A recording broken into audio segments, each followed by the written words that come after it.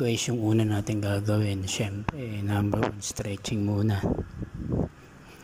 Pwesto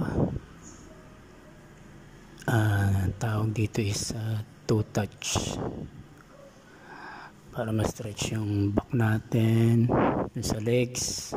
Yan, ginawa ko dyan, yan nakalagay naman 45 repetitions na 5 sets. Yan, tingnan natin yung matapos. Siyempre importante rin kasi nag-stretching ka bago ka mag-exercise para yung ugat-ugat mo dyan ma-stretch para maganda dalo na yung dugo baga. Yan, sige lang. Yan number 1 kong ginagawa.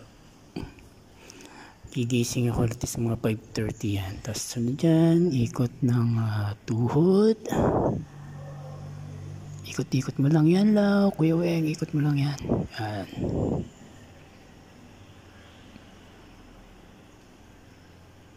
Importante rin kasi yan lalong-lalo na sa health natin. Excuse me. Kailangan na unat-unat baga.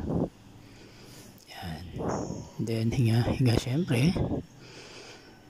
Ito medyo mahirap to pag di ka sanay rito, yung ground touch. Pero pag nasanay ka naman, so simula syempre mahirap talaga.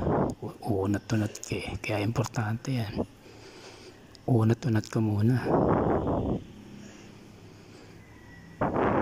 Ginawa ko naman dyan, ito yata to 60 reps. Yan, pero ganyan lang yan. Tapos 5 sets ulit. Kada sets ko ganyan yan.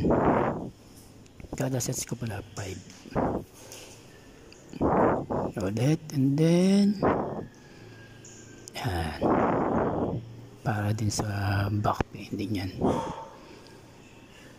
Lalo na't nagkakaedad na tayo, hindi na natin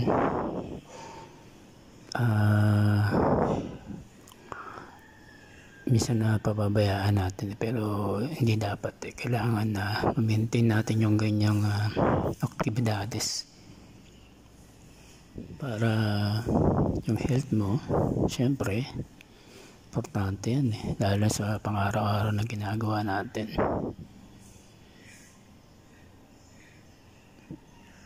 Kailangan may exercise ka.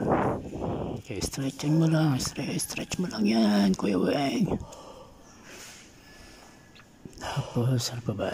Okay ko dyan. Next exercise natin. After nyan, ano muna tayo? Inhale, exhale muna tayo. Inhale, exhale. Malaki pa tiyan ko dyan. Medyo matagal palitin yun, lalo na pag abs.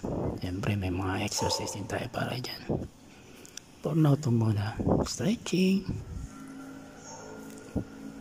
galaw-galaw ng kamay, and then ayan na, push-ups tayo.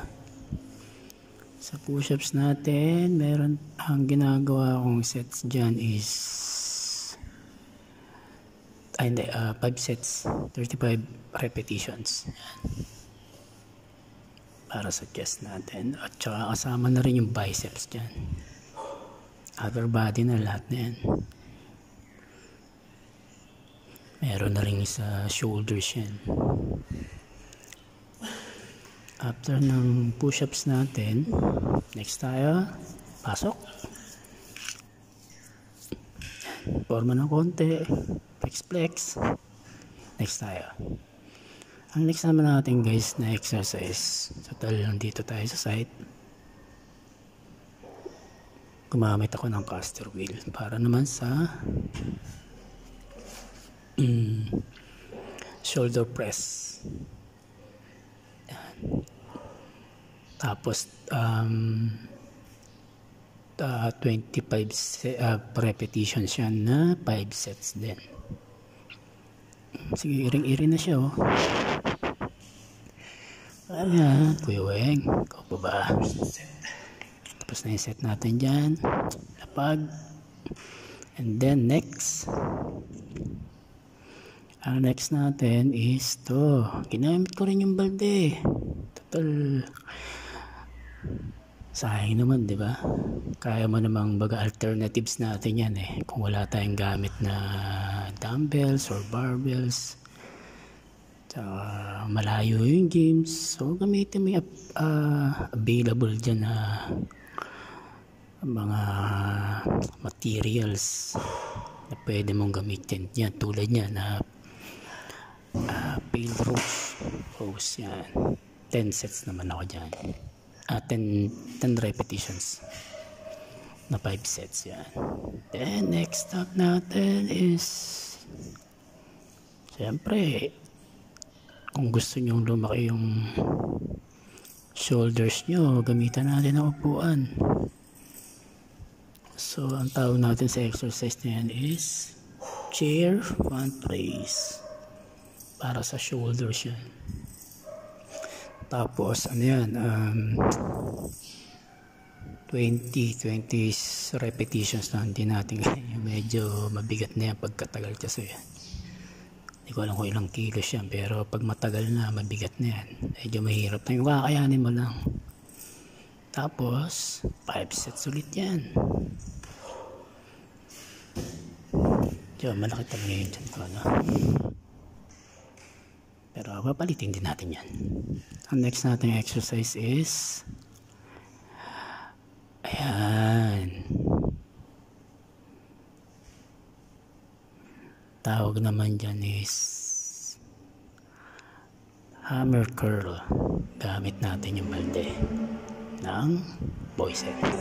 Yung pintura yan, hindi ko lang alam kung siguro mga 7 kilos, not sure, pero medyo mabigat din siya sa para dun sa 10 repetitions yan. Para sa biceps naman yung tira nyan.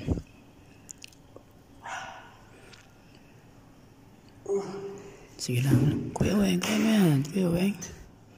And then after nandyan, tatapos guys.